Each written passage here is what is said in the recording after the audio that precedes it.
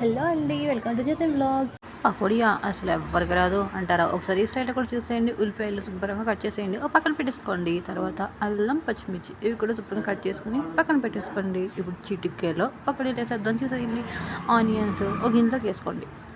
అప్పుడు ఆనియన్స్ని శుభ్రంగా చేతితో మెదిపేయండి. అలా మెదపడం వల్ల అవి విడివిడిగా అయిపోతాయి కదా. అప్పుడు పకోడీ అనేది చిన్న చిన్నగా దోరగా ఎగుద్దనమాట. ఇప్పుడు అల్లం, పచ్చిమిర్చి, ఉప్పు అన్నీ వేసిన ఒకసారి కలిపేయండి. ఇప్పుడు అందులోకి శనగపిండి వేసేయండి. శనగపిండి వేసిన తర్వాత ఒక సీక్రెట్ ఇంగ్రీడియంట్ ఏంటంటే పాల మీద మీగడ వేయండి, లేదా మీ దగ్గర వెన్న ఉందా, వెన్న అయినా సరే వేసేయండి. దానివల్ల పకోడీ బయట క్రిస్పీగా లోపల స్మూత్గా చాలా అంటే చాలా బాగా వస్తుంది. నేనైతే పకోడీకి ఎప్పుడైనా సరే కానీ సొంతంగా ఆడించిన పిండిని అయితే యూస్ చేస్తాను.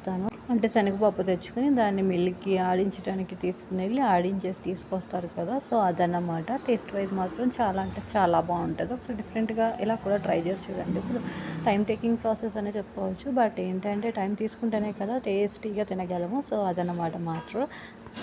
ఒకవేళ మీ దగ్గర కనుక పాల మీగడ లేదు, వెన్న లేదు అంటే కనుక ఒకవేళ ఇంట్లో ఫ్రెష్ క్రీమ్ ఏమన్నా ఉంటుంది కదా, ఇవాళ రేపు అందరి ఇంట్లో ఎక్కువగా ఉంటుంది కదా. సో అది లిటిల్ బిట్ కొంచెం ఫ్రెష్ క్రీమ్ వేసుకొని చేసుకుని పకోడీ అయితే సూపర్గా వచ్చేస్తుంది. చూసారా ఎంత యమ్మీగా కనిపిస్తున్నాయో మన పకోడీ. ఇంకో విషయం అన్నో చెప్పడం మర్చిపోయాను. మీరు వేసిన పకోడీ చాలా బాగుందనేసి అస్తమానం మిమ్మల్ని ఏమన్నందుకు నన్ను మాత్రం అస్సలు తిట్టుకోకండి. ఎందుకంటే పకోడీ టేస్ట్ ఆ లెవెల్లో ఉంటుంది అన్నమాట. చూసారుగా లోపల స్మూత్గా బయట క్రిస్పీగా ఎంత బాగా వచ్చినాయో. నేను చెప్పిన ఆ సీక్రెట్ ఇంగ్రీడియంట్ ఐటమ్ మాత్రం మర్చిపోకండి. Thanks for watching. Please like and subscribe.